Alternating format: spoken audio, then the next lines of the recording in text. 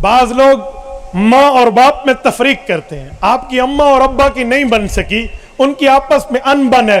تجھے کس نے چیف جسٹس بنایا ہے کہ تو اس میں فیصلہ کرتا؟ پھر بھائی یہ دو آنکھیں ہیں, ان دو آنکھوں میں میرے لیے زیادہ اچھی آنکھ کون سی ہے؟ کیوں ایک آنکھ مجھے تنخواہ دیتی ہے اور دوسری میرے پہ ظلم کرتی ہے؟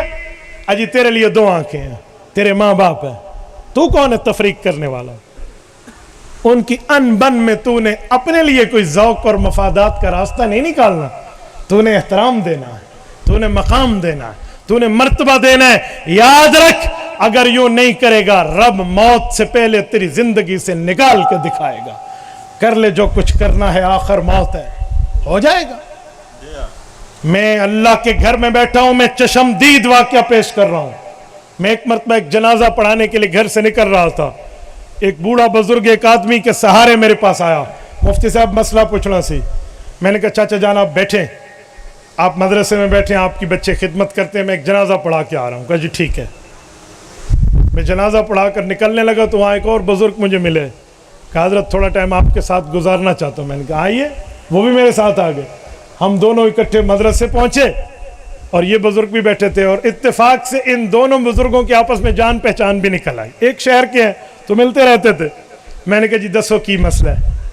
تو پہلا بزرگ مجھے کہنے لگا مفتی صاحب مسئلہ یہ ہے کہ مجھے فتویٰ لکھ دیں. میں نے کہا کیا؟ کہ میں بچوں کو حصہ نہیں دینا چاہتا, آگ کرنا چاہتا ہوں میری جائیداد سے, وہ کوئی کسی قسم کا کوئی لین دین ان کا نہیں ہے. میں نے کہا جی آپ بزرگ سائل ہیں یا مفتی صاحب ہیں؟ آپ فتویٰ پوچھیں, مجھ سے اپنے فتوے لکھوائیں تو نہیں, جو لفظ آپ کہیں گے میں وہ لکھ کے دوں گا. میں تو شریعت کے احکام کا پابند ہوں, جس طرف شریعت جائے گی وہ لکھوں گا, آپ کی چاہت اور منشا تو نہیں لکھوں گا. مجھے کہنے لگا جی ٹھیک ہے لیکن میرے ساتھ مسئلہ زیادہ ہے. میں نے کہا آگ کرنا تو شریعت میں نہیں ہے, آپ کیوں آگ کراتے ہیں بچوں کو؟ کہا میرے بچوں نے مجھے بہت مارا ہے, میری کمر کی ریڑھ کی ہڈی میں مورا, جسے کہتے ہیں disk of the back, disk of the back bone, یہ ریڑھ کی ہڈی کا مورا یہ ٹوٹ گیا ہے. تو میں ان بچوں کو جیل کا منہ دکھانا چاہ رہا ہوں. وہ گرفتار تو ہیں لیکن اب میں ان کو حصہ بھی نہیں دینا چاہتا. میں درمیان میں سوچنے لگا کہ یار ان کے بچوں سے بات کی جائے, کوئی راضی نامہ کرائیں, کوئی باپ سے معافی منگوائیں, کوئی پاؤں پڑوائیں, کوئی تیسری لائن نکالو. یار کیا بات ہے, اس بزرگ کے ساتھ کیا ہوا؟ میں ابھی یہ سوچ رہا ہوں کہ اسی اسنا میں وہ جو بوڑھا میرے ساتھ جنازے سے آیا تھا نا, وہ اس بوڑھے کہتے تیرے ساتھ ٹھیک ہوا ہے. میں نے کہا لڑائی پڑ گئی ہے. ٹھیک ہوا تیرے نال؟ وہ کہتا تو نہ بول. کہتا نہیں ٹھیک ہوا ہے تیرے ساتھ. وہ لڑ پڑے. تو میں نے کہا چاچا تو اچھا میرے ساتھ ٹائم پاس کرنے آیا تھا, یہ لڑائی؟ انہوں نے کہا نہیں مفتی صاحب میں اسے جانتا ہوں, یہ وہ فلاں ہے فلاں, باتیں شروع کر دی. تو میں نے کہا کیسے جانتے ہیں؟ کہتے اس نے بھی تو اپنے باپ کو مارا تھا اور اس کی کمر کی ہڈی توڑی تھی, پوچھو اس سے, اس کے ساتھ ہوگا نہیں, یہ دن نکالے گا اللہ اس سے. میں نے جب اس بوڑھے کو دیکھا نا جو پہلے شکایت کرنے آیا تھا, اب وہ رو رہا ہے, اس کی آنکھوں سے آنسو جاری ہیں. قدر خاموش.